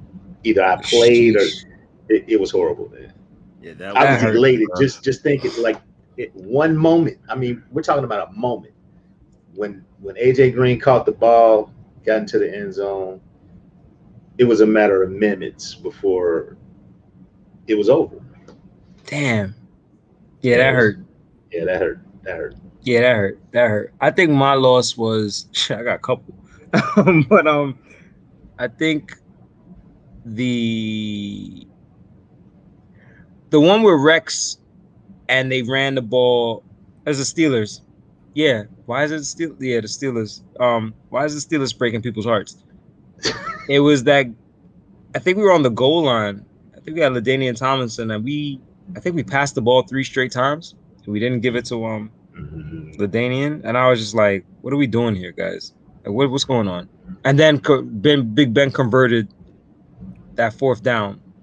It's between that and the Doug O'Brien missing mad field goals a few years back. It's like it was the Steelers again too, and we Oh missed like yeah, 3 field goals to like win that game. That shit hurt my soul. Like yeah. that. Those two hurt. Those two hurt.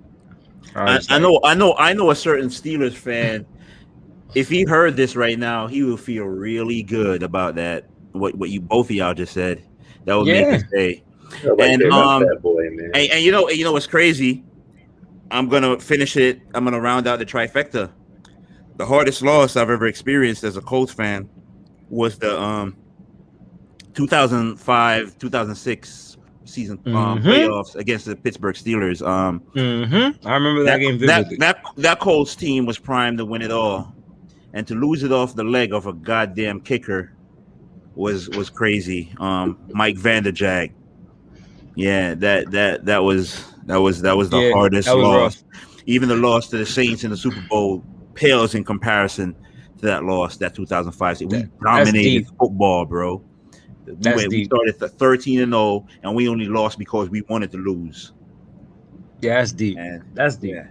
Now, is it off the leg of Vanderjagt or was it off the leg of Nick Harper? Because I heard he got stabbed in the leg the night before or something like that. Yeah, he got stabbed, right? Yeah. But Ben made a great play, man. You got to give credit to Big Ben. Ben is not supposed to be able to make that play on the quarterback. He was Big Ben was young and athletic though. He slowed him down. Wait a minute. Big Ben has never been young and athletic. Those two never went together. No, I'm sorry, bro. Nah, bro, he was the only reason that didn't happen. Nah, but I can't give it to the corner. If you're healthy enough to play, Primo, go back. Primo, come on. Look, bro. I can't. The reason why I can't give it to Gary Brackett. Shout out to him, great play to cause the fumble on the bus, but I can't blame the Nick Harper thing because if you're healthy enough to play, man, you're fine, bro. I'm in my opinion. He was on the field. He was in uniform and all that. So, I'll give the credit to Big Ben, but we made the plays down the field as far as an offense, and to put him in position. Your only job is to kick, and it wasn't like it was this huge 50-something yard kick. He missed like a 43-yarder or something, man. It's like, come on, dude. Yeah, that was rough. Yeah, that's the hardest loss I've ever experienced, bro. Yeah, that was rough. But yeah, man, this is our first stream. I think we went a little bit longer than we thought we would because we were just, I love it. I think, I wanted to do this to see if it's something that we could do. And I really enjoyed it. I think it's something we can do once a week. Just talk some shit, whatever comes to mind. And shout out to everybody in the chat, man. I appreciate the support, fellas. One love to all of y'all for even showing up. They're still here. Four people watching. Tony. Yeah, and I love it. And you best believe, man. Once like I said, I just want to see if this is something that we can do, man. I'm gonna spruce it up. I'm gonna get graphics. I'm gonna put, we're gonna have an intro and all that. And every one of y'all in the chat, man, whenever you guys want to jump in the stream, man, you're welcome. We talk some shit for an hour and a half, 2 hours, whatever we're gonna do. So we're gonna end it here, man. We'll be back next week at 9:30. And Gamers Talking Sports Podcast, man. Look out for it, man. We're gonna try to make this thing, we're gonna try to make it a thing. See what it becomes. All love, definitely. All love, man. Appreciate y'all, Later. fellas. I'm gonna end the You already broadcast know. here. Good night, guys. Later. Later, man. All right. Later.